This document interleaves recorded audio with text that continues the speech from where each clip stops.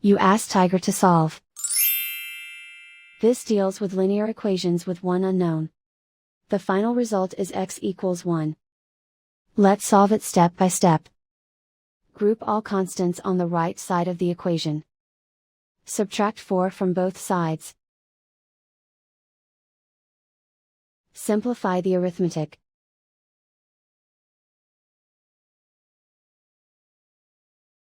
Isolate the x. Divide both sides by -4. Cancel out the negatives. Simplify the fraction.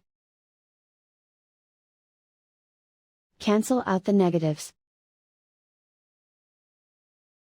Simplify the fraction. And so the final result is x equals 1.